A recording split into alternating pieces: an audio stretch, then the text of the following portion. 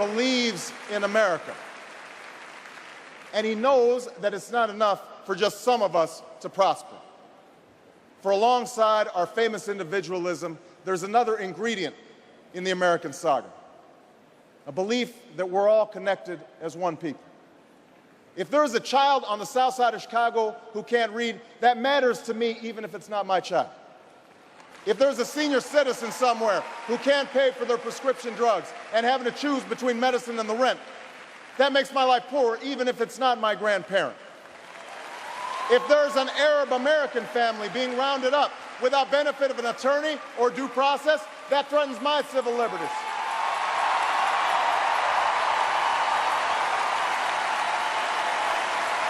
It is that fundamental belief.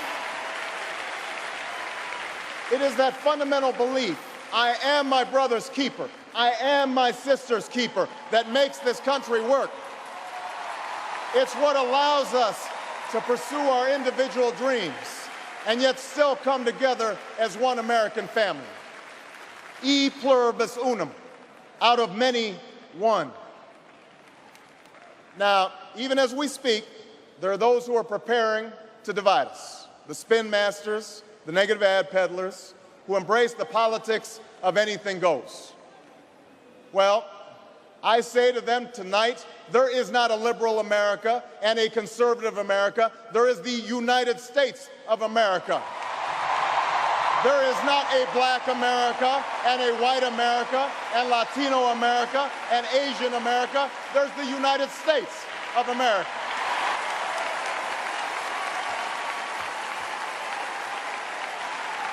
In the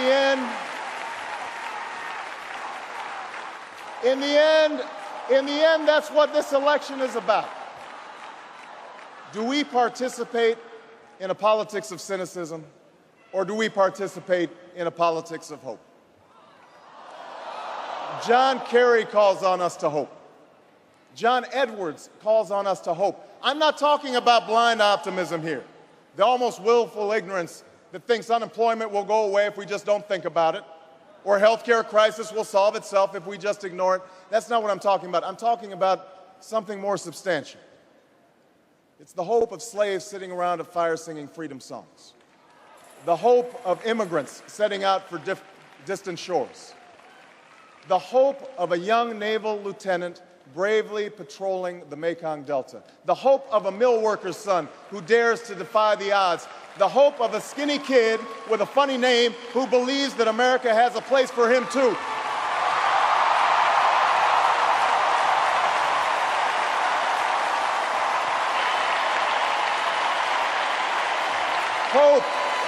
Hope in the face of difficulty. Hope in the face of uncertainty. The audacity of hope. In the end, that is God's greatest gift to us, the bedrock of this nation. A belief in things not seen. A belief that there are better days ahead. I believe that we can give our middle class relief and provide working families with a road to opportunity. I believe we can provide jobs to the jobless, homes to the homeless, and reclaim young people in cities across America from violence and despair.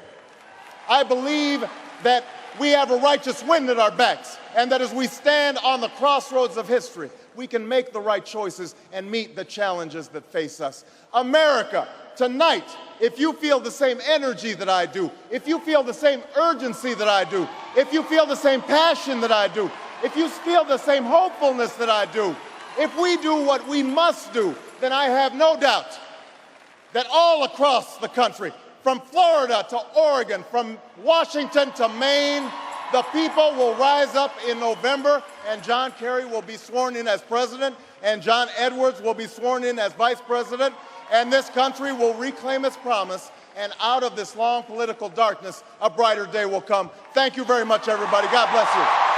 Thank you.